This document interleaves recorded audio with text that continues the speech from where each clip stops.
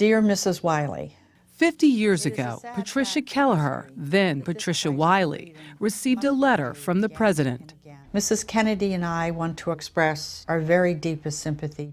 Her husband, Lieutenant John Wiley, had just died in a catastrophic accident that killed all aboard the USS Thresher, a nuclear-powered submarine. President Kennedy had actually handed Lieutenant Wiley his diploma from the Naval Academy 2 years before, and Patricia herself had met the young senator in his office as a college student.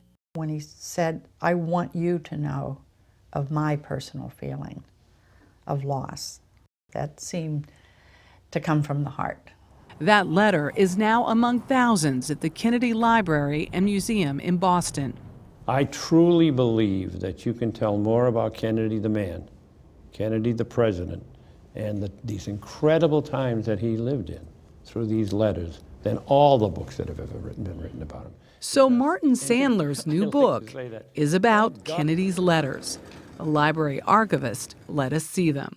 Wow. Now, we don't touch these, right? No, we don't. No. There is everything from replies to school children who supported him I am grateful to you for your outstanding efforts in my behalf. to a note from the Queen of England. It's difficult to read it because it's in her scratchy handwriting, but it's, I hope she's not watching. The letters show Kennedy grappling with a whole world's worth of issues. When civil rights leaders were met with violence in the South, they pleaded with Kennedy for help. He responded with a telegram demanding the governor of Mississippi enforce the law. And then he says, I would like to hear from you this evening by wire. I'm the President of the United States, you damn well better. But letters were never more important than during the Cuban Missile Crisis. Kennedy and Soviet Premier Nikita Khrushchev agreed to stay in touch with a continuous exchange of notes. How crucial were these letters in diffusing this crisis? Well, in essence, you're looking at the pieces of paper that avoided a nuclear war.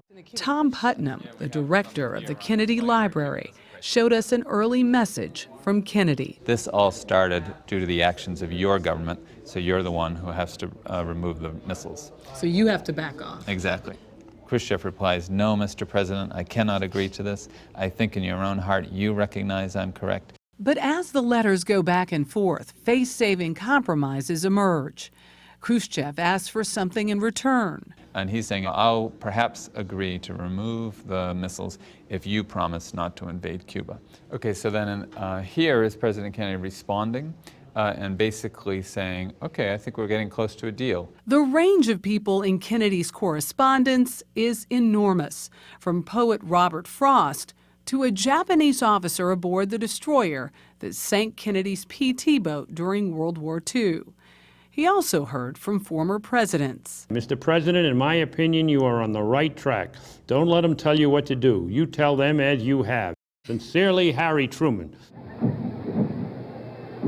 After the assassination, letters continued to pour into the White House, but now they were letters of condolence to Jacqueline Kennedy.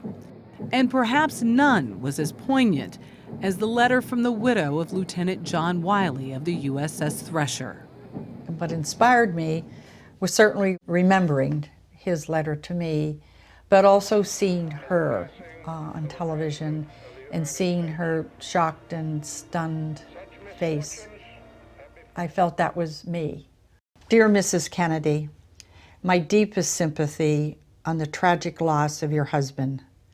If I could take away the sorrow and pain, I would, but I can only share it.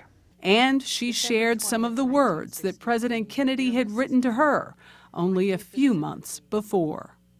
It is a sad fact of history that this price of freedom must be paid again and again by our best young men in each generation.